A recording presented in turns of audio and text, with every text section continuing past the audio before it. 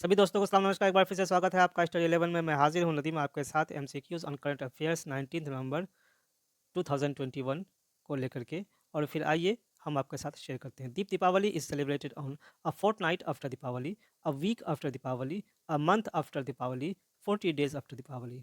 The answer is here a fortnight after Deepavali. जी हाँ, ये जो पर्व है दीपावली, देव दीपावली, इसको बनारस के तट पर, गंगा नदी के तट पर इसको मनाया गया, जिसको दीपावली के 15 दिनों बाद मनाया जाता है। चलिए नेक्स्ट क्वेश्चन हम आते हैं आपके साथ और शेयर करते हैं ये क्वेश्चन, जिसमें कि the act of touching a sexual part of a body with sexual intent will be punished under which section of POCSO act? Section 7, section 8, section 9, none of the above. The answer is here section 7। जी हाँ, section 7 के under जब भी अ, किसी भी child यानी कि below 18 as के किसी सेक्सुअल पार्ट पर अगर टच किया जाता है, तो उसको पॉक्सो एक्ट के सेक्शन 7 के अंतर्गत उसको पनिशमेंट मिलेगा, यानी मुकदमे चलाए जा सकते हैं। यहाँ सेक्शन 7 इज़ द आंसर। और तो आइए, क्या हुआ था, बॉम्बे हाई कोर्ट ने अपना एक फैसला सुनाया था, जिसमें जिसमें कहा था कि अ, अ, जो जो पर्सन है उन्होंने के बच्चे के इसको जो संपर्क किया उनके बॉडी पार्ट को, over the there was no skin to skin touch या स्किन टू स्किन कांटेक्ट। और इसी बुनियाद पर कि सुप्रीम कोर्ट ने उसको क्वैश कर दिया और कहा कि नहीं, स्किन टू स्किन का टच होना ज़रूरी नहीं है, जबकि जबकि कि सिर्फ इतनी ही बात पर उसको मान ली जाएगी कि उनका इंटेंशन क्या था। आइए नेक्स्ट क्वेश्चन हम देखते हैं, और ये है the 12th ministerial conference will take place from 30 November to 3 December 2021 in Geneva, New York, Paris, Glasgow. The answer is here the answer is here Geneva. जी हाँ, Geneva is the answer. Actually में ये है कि the conference will be co hosted by Kazakhstan. जी हाँ, and chaired by mister Timur Suleimenov, who is the deputy chief of the president's administration with responsibility for economic affairs and president's envoy for international trade। जी हाँ, तो ये चूँकि Kazakhstan को originally जून 2020 में इसको आयोजित करना था, लेकिन कोविड-19 की वजह से इसको पोस्टपोन कर दिया गया था।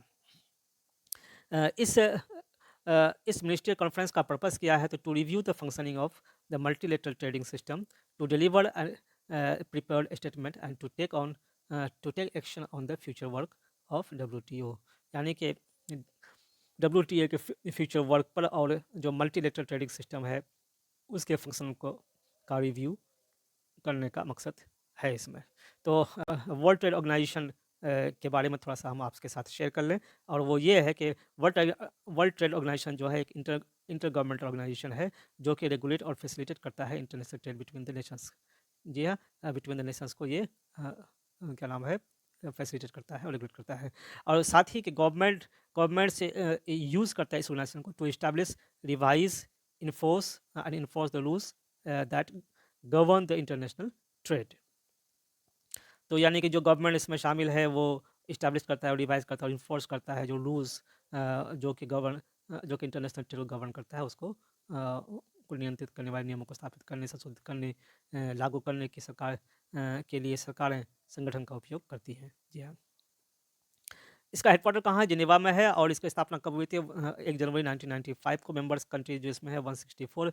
और इसका पर्पस क्या था, reduction of tariffs and other barriers of to trade. इसका लैंग्वेजेस यहाँ पर जो ऑफिशियल लैंग्वेजेस इंग्लिश है, फ्रेंच है, स्पेनिश है, और इसमें बजट जो है 197.2 मिलियन स्विस फ्रैंक, यानी कि 220 मिलियन US डॉलर होगा 2020 में। तो चलिए, इतनी सारी बात हम लोगों ने WTO के बारे में जाना। अब आइए नेक्स्ट क्वेश्चन हम देखते हैं कि किस राज्य में, which of the following state has designated silambam Silambam as one of the games to be included in 3% sports quota for recruitment in government departments and public sector undertakings. मध्य प्रदेश, केरल, तमिलनाडु, हिमाचल प्रदेश। यानी कि सिलम्बम जो है एक तरह का गेम है कि उस गेम के खिलाड़ी को भी 3% रिजर्वेशन में शामिल किया जाएगा। किस स्टेट ने इसको घोषणा की है? Madhya Pradesh, Kerala, Tamil Nadu and Himachal Pradesh. The answer is here Tamil Nadu government. जी हाँ, द आंसर इज हियर कि तमिलनाडु की गवर्नमेंट ने ये घोषणा की है। तो आइए तो हम देखते हैं कि तमिलनाडु ने जो घोषणा की है, तो थोड़ा सा इसके सिलम्बम के बारे में जान कौन किस टाइप का खेल है। सिलम्बम एक जो है वेपन बेस्ड ये है क्या नाम है, मार्शल आर्ट है। जी हाँ, weapon based martial art originating in South India in the Indian subcontinent। ये इसका जो स्टाइल है ये तमिल संगम लिटरेचर में भी इस तरह के खेल का जिक्र आया है। साथ ही world Silambam association is the official international body of Silambam. तो चलिए, सिलम्बम एक तरह का मार्शल आर्ट है जो कि साउथ इंडिया में तमिलनाडु, कर्नाटक, केरल में ये खेला जाता है और तमिलनाडु ने इसको 3% रिजर्वेशन दे दिया इसके खिलाड़ी को। चलिए नेक्स्ट आते हैं हम लोग और देखते हैं नेक्स्ट क्वेश्चन क्या है कि पुलिस अधिकारी, पुलिस ऑफिसर है सचिन वाजे, मुंबई पुलिस कमिश्नर परमबीर सिंह, उसके बाद अनिल देशमुख, जो कि इन लोगों को एक स्कैम में सीरियस चार्जेस का सामना करना पड़ रहा है। ये कौन सा स्कैम है या स्कैंडल है? देखिए, vegigate scandal, 2021 recruitment scam, Kerala gold smuggling scandal, fake TRP scam. तो ये यहाँ पर जो आंसर है वो है वेजीगेट स्कैंडल। जी हाँ, vegigate scandal is the answer here. और ये अभी काफ़ी वक्त, चूँकि मुकेश अंबानी के घर के सामने जो गाड़ी थी उसमें जिलेटिन यानी कि विस्फोटक पदार्थ था और फिर उसके ऑनर को गोली मार दी गई। उसी से ये बात निकलते निकलते यहाँ तक पहुँची, वेजीगेट स्कैंडल तक पहुँची। चलिए नेक्स्ट आते हैं हम लोग और देखते हैं कि नेक्स्ट क्वेश्चन क्या है। और वो है a powered sailing yacht designed by Dubois Yachts and built by Pendennis shipyard is My Way, Andiamo, Destiny, Nostromo. तो यहाँ पर जो आंसर होगा वो होगा नोस्ट्रोमो इज़ द आंसर। अभी ये न्यूज़ में आया है और हुआ ये था कि यूएई की शहजादी लतीफ़ी, जी हाँ लतीफ़ी या लतीफ़ा जो भी हो, इनको इनके किडनैपिंग का मामला इसी यास्ट के सहारे किया गया था और फिर बात आगे बढ़ी। चलिए इसको हम आगे और देखते हैं कि Delhi government pledges to clean Yamuna by, यानी कि किस वर्ष तक यमुना नदी को क्लीन करने का प्लेज लिया गया है? 2024, 2025, 2026, 2027। The answer is here 2025। जी हाँ, 2025 तक दिल्ली सरकार द्वारा ये प्लेज लिया गया है कि गंगा को, यमुना नदी को क्लीन कर दिया जाएगा। चलिए नेक्स्ट आते हैं हमें at the nutmeg's curse Travels for a Planet in Crisis इस अ बुक रिटन बाय, यानी कि नेटमग्स कर्स जो है जायफल का अभिशाप, संकट में एक ग्रह के लिए दृष्टांत, ये बुक किसने लिखी है? Vikram Seth, Amitav Ghosh, Arundhati Roy, Salman Rushdie. The answer is here Amitav Ghosh ने लिखी है इस किताब को। नट में नेक्स्ट क्वेश्चन। जी हाँ, संविधान the committee formed in 2019 to examine the role of speaker in cases of disqualification on grounds of defection under the 10th schedule of the constitution was Ranganathan committee, Kasturi Rangan committee, CP Joshi committee, Raja Chelaiya committee. The answer is here the CP Joshi committee। CP Joshi Rajasthan legislative assembly के speaker हैं और इनकी अध्यक्षता में इसे किया गया था, इस कमेटी को गठित किया गया था। चलिए नेक्स्ट आते हैं हम लोग और नेक्स्ट क्वेश्चन देखते हैं और वो है choose the correct statement regarding zero hour. जी हाँ, zero hour is already mentioned in the rule of procedure. जी हाँ, दूसरा है कि for raising matters during the zero hour MPs must give the notice before 10 a.m. to the speaker or chairman on the day of sitting. तीसरा है 0 hour starts at 12 noon immediately following the question hour. तो यहाँ पर only A, only B and C, only C, all are correct.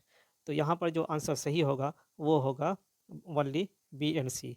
एक number गलत है, ये already रहेंगे, there is no mention in the rules of procedure, ये होगा। जी हाँ, रूल्स ऑफ प्रोसीड्यूर में ये मेंशन नहीं है।